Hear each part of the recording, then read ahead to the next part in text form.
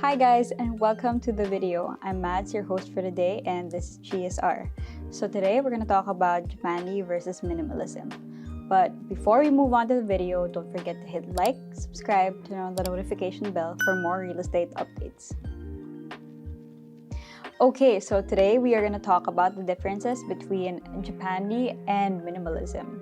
So let's start off, of course, with a crowd favorite, which is minimalism. So I think it would be fair for us to understand what the history is on minimalism, since a lot of people like it and a lot of people want to apply it to their interiors nowadays. So I've made it very simple. So for our points of discussion, I've just broken it down into 5. And first, we're going to talk about the history of minimalism.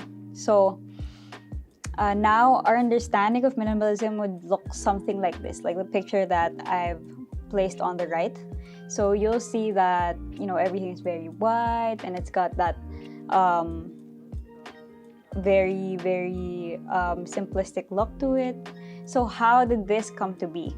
So minimalism is actually originated in Japan. It was first known as something related to Zen. So why Zen? So in Japan, Zen is actually a lifestyle where you obliterate your life of anything that you do not need. So it's very, very efficient, basically. So anything that you might not need, you throw away. So from that concept, minimalism was born. So take note, I placed the keyword Zen and lifestyle. So so that's a little bit about the history. And then for my third point, in relation to being simple, of course, you avoid frills. So there are no frills in this design. Very, very functional and very purposeful only. And it's basically an extension of a simplistic lifestyle. So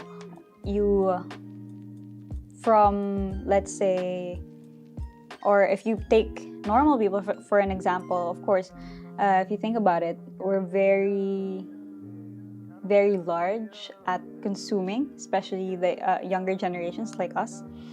We tend to want a lot of things for different seasons. So I might want one thing today, and then I might want something else tomorrow, something like that. So because of our wants, we accumulate a lot of items in our spaces. So that can actually become very cluttered and chaotic. So which is why minimalism became such a big trend. It was because when our generation discovered this, they found that decluttering and removing non-essential things from their life actually created clarity and gave them a better lifestyle.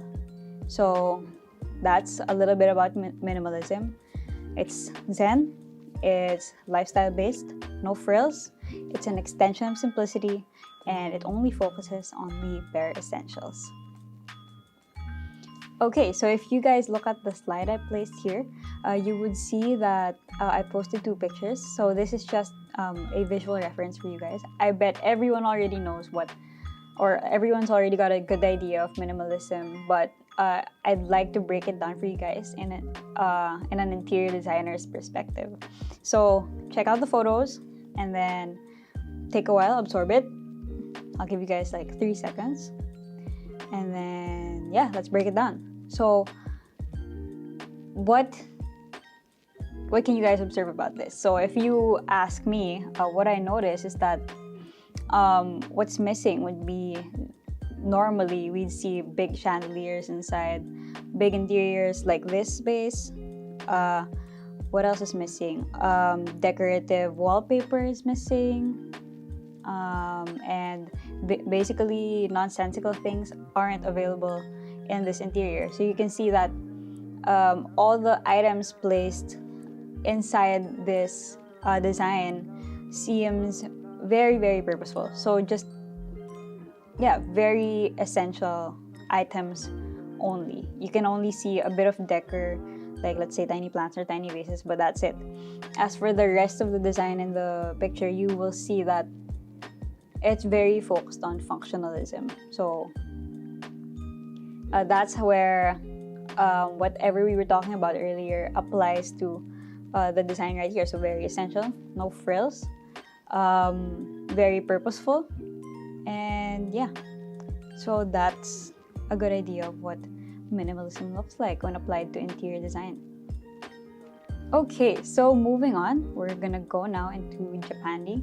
So what is Japandi? It's actually a very, very new type of style that's been identified back in 2017. And it's actually a mix between minimalism, what we saw earlier, and Scandinavian design. So before we move on to Japandi, I want to give a little bit of a background or a bit of history about what Scandinavian design is. So,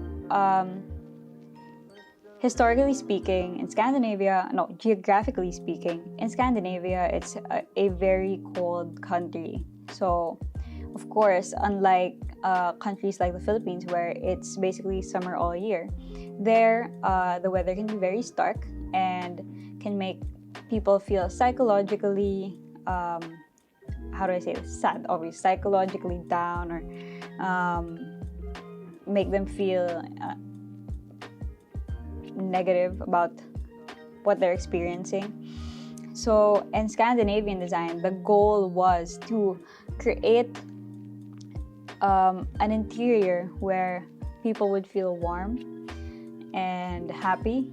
So the way they did that was to actually, if you observe Scandinavian design, brighten up the walls, add interesting geometric patterns, but in a very simple way, like let's say umbrella looking lamps, and arched mirrors or round mirrors.